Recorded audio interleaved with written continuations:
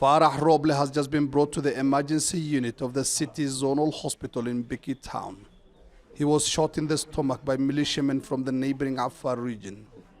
Herdsmen from the Somali and Afar tribes have been fighting for the past 3 years following a dispute over land. Hundreds of heavily armed Afar gunmen attacked our village. They were brought in vehicles and were shooting everyone in sight. They took over our village. I saw at least 10 dead and about 20 others injured before I was injured.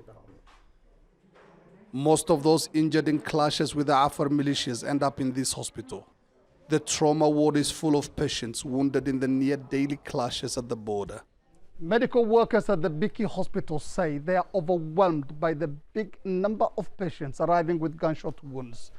They say they have been forced to move those stable enough to move to the corridors of the hospital to create more space for the critically injured.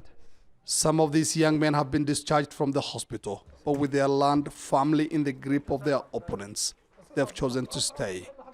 I have no home to go back to. Our homes were burned by the raiders and our cattle and camels have been taken away. I really don't feel I am Ethiopian anymore, but if the government believes I have any rights in this country, it should stop the conflict. This would help us return to our land.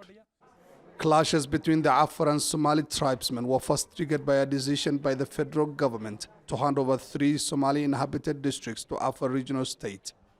Since then, the conflict has only intensified.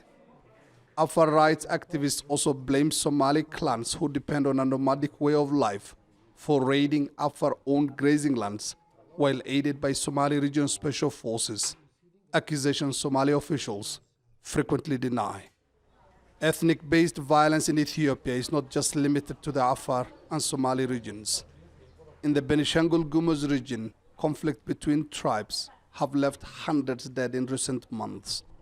In the Oromo region of Ethiopia, hundreds of unarmed civilians have been massacred and thousands displaced after Oromo politicians allegedly coordinated attacks on tribes in the Welega area with an armed wing of a rebel group in the region.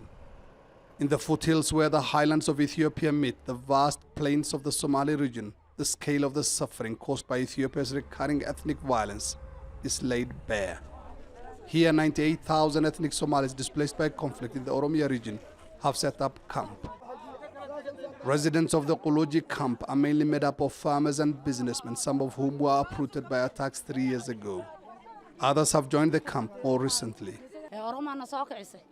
I had everything I needed before the conflict. I had a booming business and coffee farms. I've lost everything and now I have nothing to give my 12 children. Officials of the Somali regional administration say while they've done everything they could to improve conditions at the camp, more assistance is needed. We have established schools for the IDPs and helped wherever we could, but our resources are limited. We appeal to donors to help resettle these people so they can go back to their own independent lives.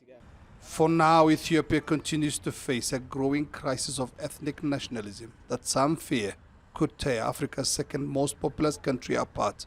Many hope the elections next week will bring them some respite. Until then, Ethiopia continues to be at a crossroads. Mohammed Adu, Al Jazeera, Biki in the Somali region of Ethiopia.